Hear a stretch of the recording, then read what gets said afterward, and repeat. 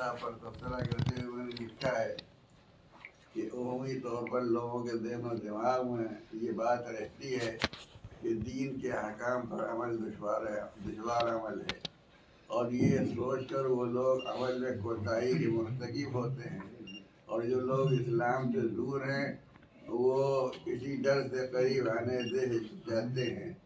مولانا محمد خالد غازی پوری نظری امیر کلیت الدعویٰ والاعلام دارالعلوم مسلمان نے جو مختلف انداز سے تعلیم دین اور تفہیم دین و شریعت کا کام کر رہے ہیں، اس کو موضوع بنا کر ایک اچھی کتاب تیار کر دی جو قابل قدر و لائق مطالعہ کتاب ہے۔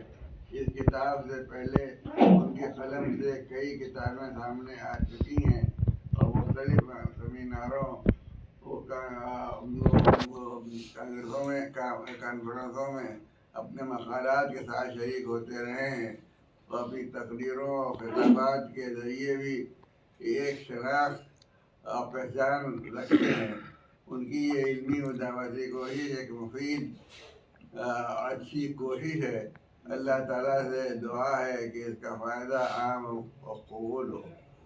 موضوع بھی مولانا نے اچھا انتخاب کیا ہے کہ دین آسان ہے۔ الدین یسر، ہم لوگ اس کو کہتے ہیں اور مانتے بھی ہیں، لیکن عام طور پر اپنے ذہن میں رکھتے ہیں کہ دین مشکل ہے۔ اس لیے مشکل ہے کہ عملی طور پر ہم اس کو نہیں اختیار کرتے۔ عملی طور پر ہم اس میں دین کو مشکل سمجھ کر اس کو چھوڑے رکھتے ہیں اور اپنی راحت کے پہلو کو اختیار کرتے ہیں۔ اس لحاظ سے یہ کتاب بہت مفید ہے۔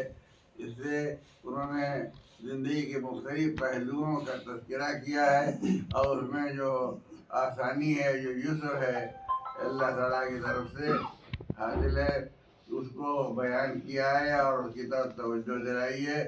یہ پڑھنے والے سے اس موضوع پر بہت اچھا فائدہ اٹھا سکتے ہیں، اور اس سے دین کو آسان سمجھ کر پھر عمل کرنے میں ان کو آسانی ہوگی۔